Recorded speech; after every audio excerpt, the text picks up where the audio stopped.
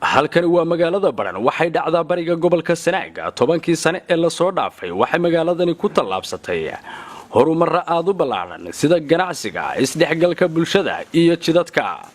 haddii aan u imaado magaalada Baran aan ka warramo horumarka ay gaadhay 10kii sano ugu dambeysay runtii waa mid maxaan ku raahday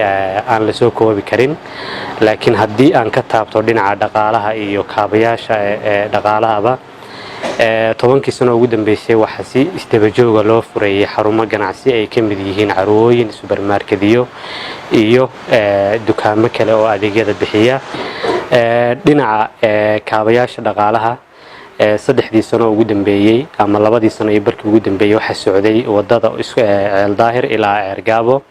oo runtii iminka maraysa meel maxaan ku raahday mustawa aad u fiican waxayna dhaaftay magaalada Hadaftimo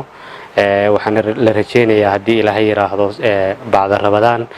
in daamurkii iyo diilintii midoobad ay magaalada soo gaarto magaalada horumarkeeda iyo ganacsigooda aad buu u shaqeynaya laga soo bilaabo intii ay soo dhexmartay wadada Ceel Daahir Ceergaabo waxa jira bulshooyin badan oo u soo xaga baxay magaalada intii dad badan oo yimi runtii magaalada Baran waa magaalo la wada leeyahay oo amni ah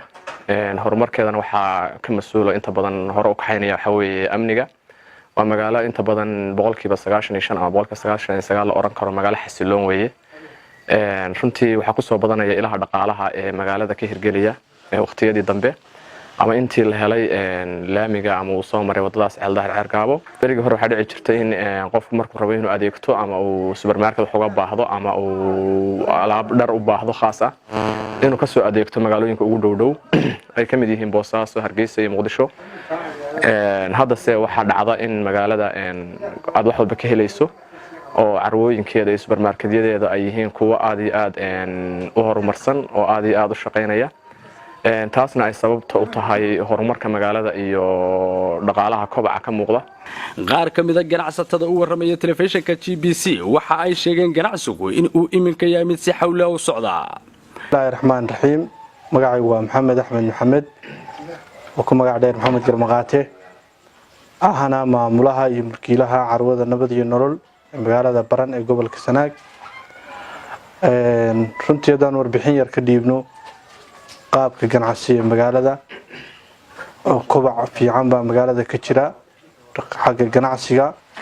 taas waan isleenahay wax sabab u ah wadada Ceel Daahir iyo Ceergaabo oo dhaweysay ganacsiga loo tagi jiray magaalada Boosaaso ama gobolada kale ee dalka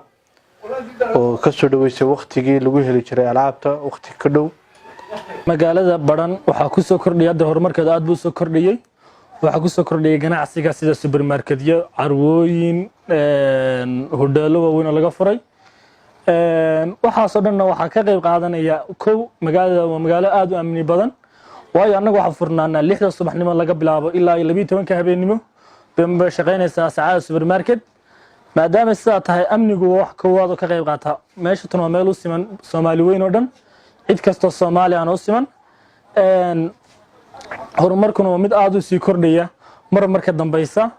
Baran oo muddo dheer u baahi qabtay inay hesho jaamacad ayaa iminka waxa ka furan jaamacadda Maakhir oo ay dhigtaan dhowr kun oo arday oo wax ka barta kulliyadaha kala duwan ay bixiso jaamacaddaasi waa kan bare Maxamuud Aadan Cali Hoori oo ka warbixinaya sida loogu najaxay jaamacadda Maakhir waxay ka mid tahay jaamacadaha Soomaaliya ugu bilicda wanaagsan xagga dhismaha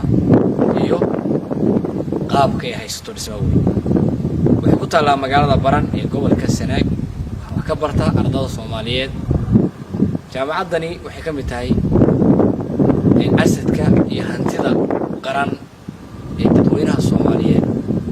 oo haysto waxay kaalin weyn kaga jirtaa horumarka bulshada iyo geedi socodka nololeed ee loogu jiro sahanka waxbarashada nolosha ku dhaadan aqoonta iyo saacadada iyo liibaanta iyo barwaaqada taasoo lagu higsanayo in laga dhameeyo riyada ka buuxaysa aadanaha iyadoo ay tahay ujeedka iyo bini aadamku inuu ka faa'iidaysto noloshiisa maalmaha ardada jaamacadda ka baxday iyo kuwa dhigtaba waxay ka mid yihiin